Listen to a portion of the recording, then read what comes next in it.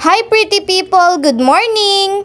Arengani ho pala ang ingredients na gagamitin natin sa pagluluto ng tinatawag na habhab. Nakilala sa bayan ng Lucban, Quezon. Gagamit nga ni ho pala tayo ng pansit habhab, gayat-gayat na gulay, toyo, oyster sauce, magic sarap, paminta, chicken cubes, bawang at sibuyas. Binibida nga ni ho ng aking mame na ito ang binibili niyang merienda sa Mulanay Elementary School.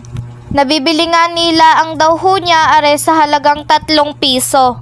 Kupo, ngayon paminta na laang nga ni ang mabibili sa 3 pisong are.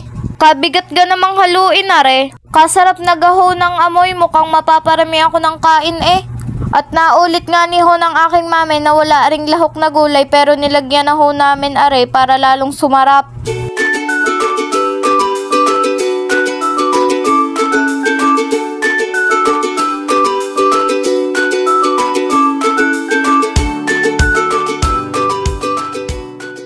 Pagkatapos nga ni ho nung gulay ay susunod naman ho natin yung pansit. Ringa ho'y dala ng aking tito galing Lucena nung umuwi siya dito sa Lipa.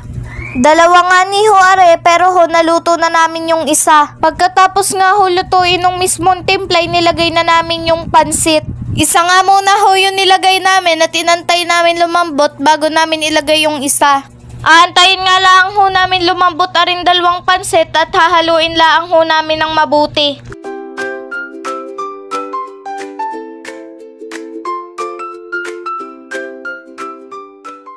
Pagkatapos nga ho namin haluin ay nilagay na ho namin yung gulay sa pansit habhab. At yan na nga ni ho ang itsura ng pansit habhab pagkaluto. Dini nga ni ho'y gumawa na ako ng sukang kamoy ng batok ng aking kapatid.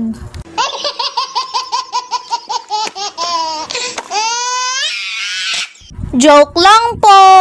Ari nga ni ho'y sukang may pipino, sibuyas at asukal.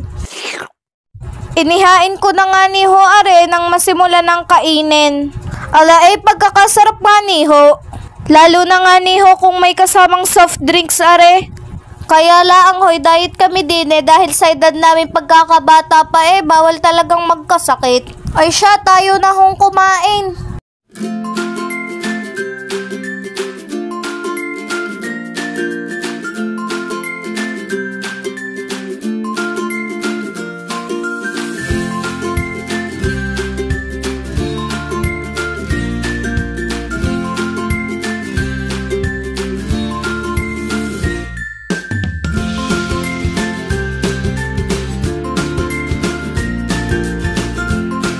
Kumain na din ho kayo nang ako'y masabayan nyo na.